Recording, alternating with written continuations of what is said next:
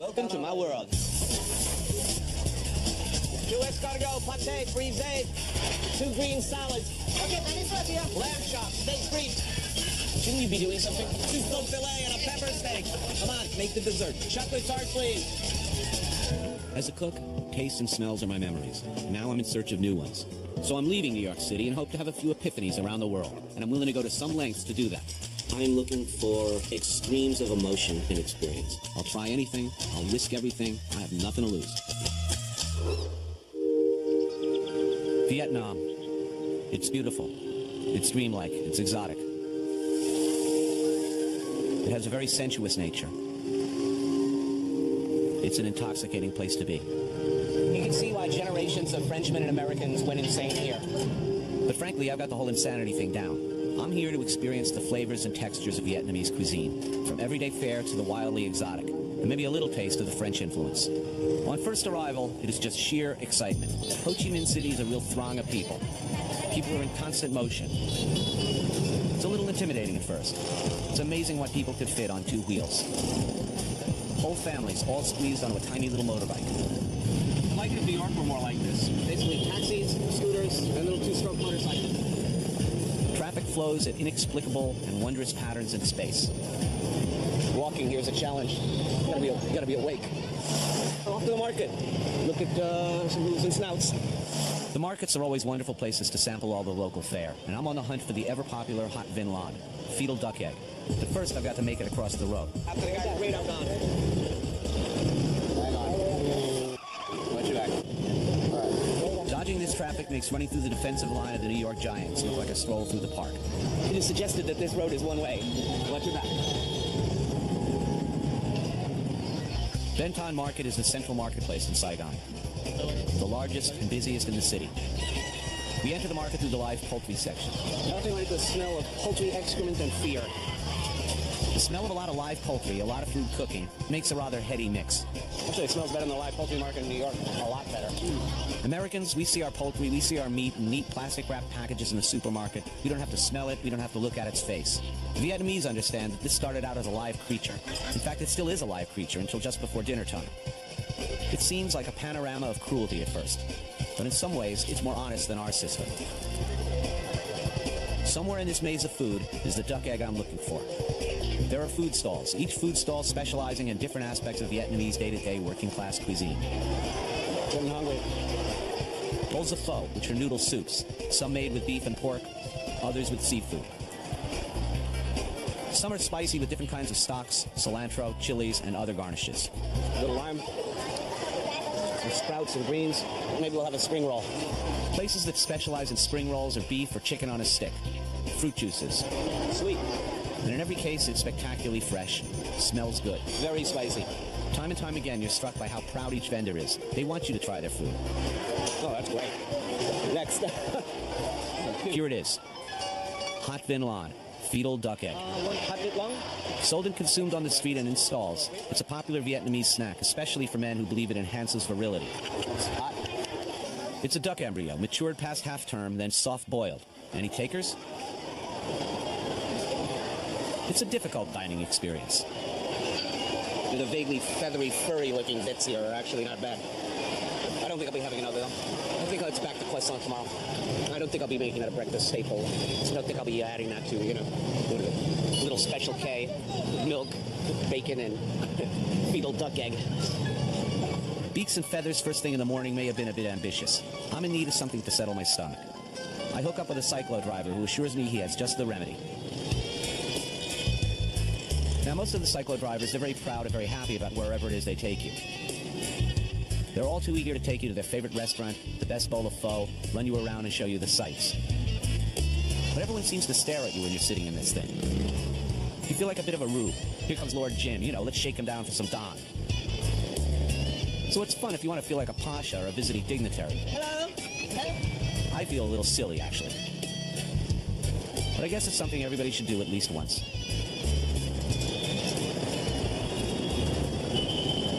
Squid soup. So this is what the cyclo driver had in mind? Chow muck? Squid soup? Vietnamese have a distinctive culinary approach. Each dish balances considerable style of the regional flavor quartet. Hot, sour, salty, and sweet. eaten together in perfect harmony. It smells fabulous. It's good. Now, I'm thinking squid, what looks like cut up baguette, actually. The crouton, cilantro. This is like a pork blood. It's a cake made of just coagulated, actually like we're going to see in Portugal. And like you see in a lot of Europe, I guess it's just a little pan-cooked emulsified blood. It's fabulous. So I sit there and eat my squid soup and watch people go by on their motos, doing the everyday things they were doing 200 years ago, and will probably be doing 200 years from now. There's a cheerful stoicism and generosity here, in spite of almost overwhelming history, that comes home to you, even when eating the simplest bowl of squid soup.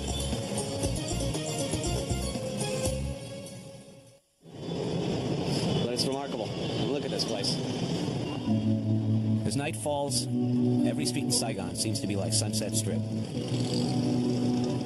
You've got the same type of lowrider cruise mentality.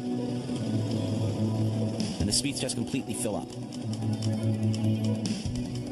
Tonight's destination is a one-of-a-kind family-style restaurant, Cum Nu Saigon. The first thing you notice is the sound of smashing crockery. Typically not a good sign. My most memorable host in Vietnam is the inimitable Madame Gao. Welcome, everybody. Oh, thank you. This is me. Thank you, Tony. Thank you. Thank you. Great to see you again. Yes, I'm happy to see you. This woman is a force of nature. She's generous. I'm very happy to have you. Almost smotheringly friendly. Hello, everybody. Come from New York. She's a mix of Yenta, Jewish mother, and six-cylinder Gambino family hoodlum. The operation she runs is spectacular. She thought about this place for a long time before she opened it, and it shows. You look at the tiny little details, the sort of things a lifer cook like me notices, a lifer in the restaurant business. There's not a corner of this restaurant, there's not one part that does corner. It isn't completely squared away like a naval vessel. This is a smooth operation. This is the way to run a restaurant. And of course, the cleanup job at the end of this night must be unbelievable. In a very Western way, she's figured out a gimmick. She's researched traditional Vietnamese cuisine and found references to a way of baking rice in clay pots, then smashing them open to serve a sort of crispy rice pilaf. The waiters keep sending these sizzling hot rice cakes sailing through the air at high speeds. They're received by a waiter on the other side of the room, given a little bit of English, flipped up in the air, cut into pieces, sauced with fish sauce, wok nam, and scallions, and deposited on your plate. It's crispy on the outside, fluffy in the middle, and totally delicious. People love it. It's a lot of fun. Of all the meals I have in Vietnam, Madame Gao consistently bowls me over. I always take care good of my customers. This stuff is not only fresh, it's brilliantly presented.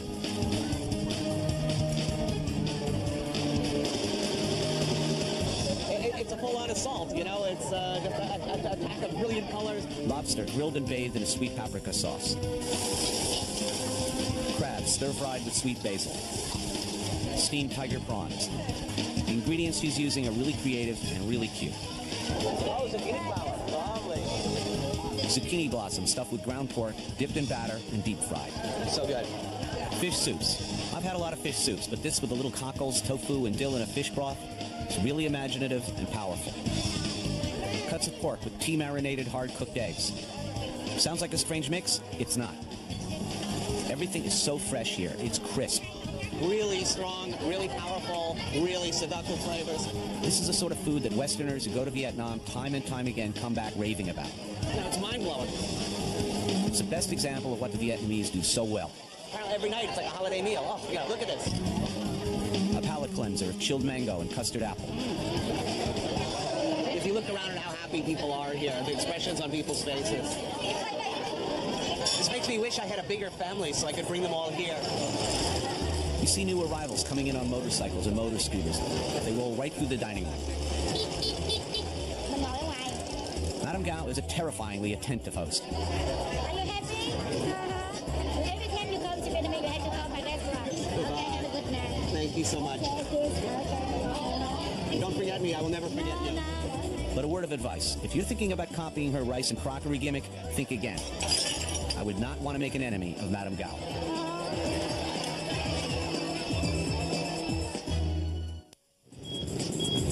Vietnam wouldn't be the same without the French influence of yesteryear. I'm on my way to La Bibliothèque, a little piece of France in the heart of Saigon, a restaurant that embodies the past. Madame Dai is a throwback to the early colonial days of French occupation. This is a woman who speaks French fluently, educated and largely raised in France. Vietnam's first female lawyer. C'était mon étude d'avocat, my law firm. Who in 1975, when the communists took over South Vietnam, turned her offices into a cafe. Je vous apporte du martini. Which quickly became a meeting place for visiting dignitaries, ambassadors, and maybe a couple of spies. Oh, incredible. Well, you have the Victor at Dien Bien Phu right here. That's amazing. It's just incredible. Mon très cher ami François Mitterrand. The Pope? It's extraordinary. Well, you have some extraordinary friends.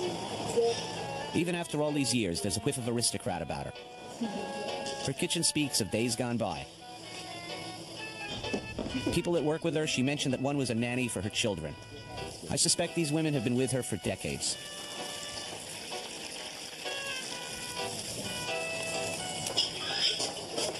We're having a little grilled, this is pork, little beef wrapped in leaf. It is a kind of grape leaf. Ah, grape leaves, oh, fabulous. And this is rice noodles. Whoops.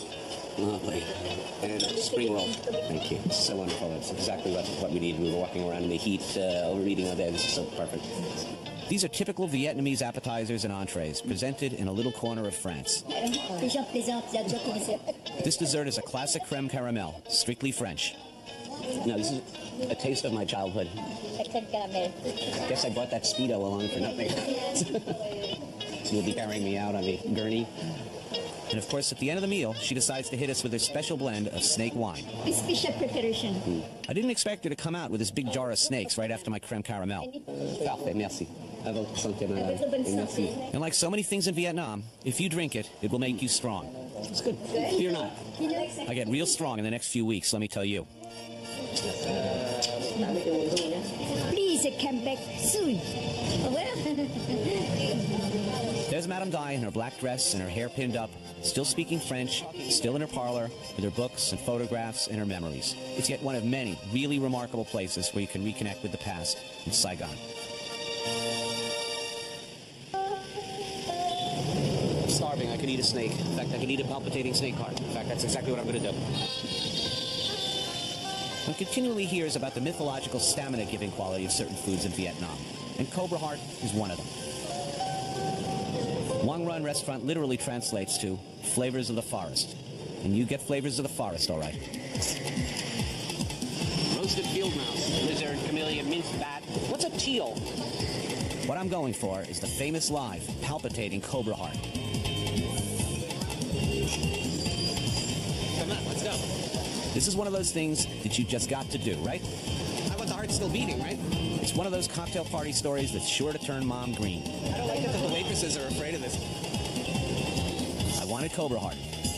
This was a destination for me. Cool, let's eat. Essentially, they're all too happy to bring out a squirming, hissing, menacing-looking cobra. Let's do the nasty. They don't seem to have their mise en place together. I have my mise en place together when I'm making steak free. It seems to me, when you make a live cobra, you should have your operating stuff laid out. Where's the cutting board, the knife? Scissors? You notice the Band-Aid on our waiter? My Cobra handler has a large bandage on his hand, which leads me to believe that maybe he was a little sloppy with the last Cobra. So Cobra heart. They zip that guy open right in front of you. They put the beating heart right into a little dish, and it's pumping away like right out of a horror movie. Hey, come on, man. Hey, let's go. It's fresh. I want it beating. Cheers, folks.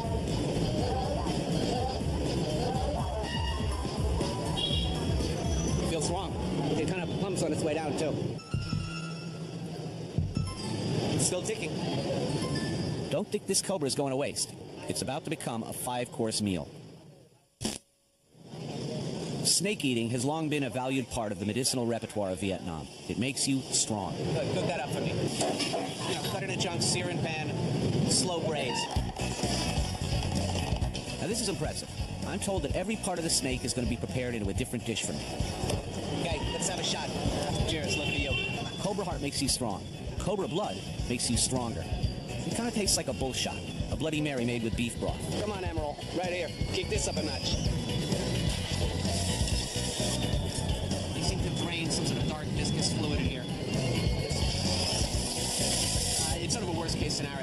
bile. You know, I figure I'd be tasting plenty of that later at my hotel. A little bit bitter. Yeah, I don't like this that much. Now, I thought bile was a bad thing. Well, in Vietnam, it makes you strong, like everything else does. Apparently, bile makes you really, really, really strong. My wife tells me I'm bilious enough. Let's see. Bones of the... Oh, the bones. Fried cobra bones, they're crunchy and delicious. Kind of like potato chips, only sharper. Not bad. You know, Yankee gang. 7th inning stretch. I'm not crazy about the meat that much. Tastes like chicken. The skin is a little rubbery.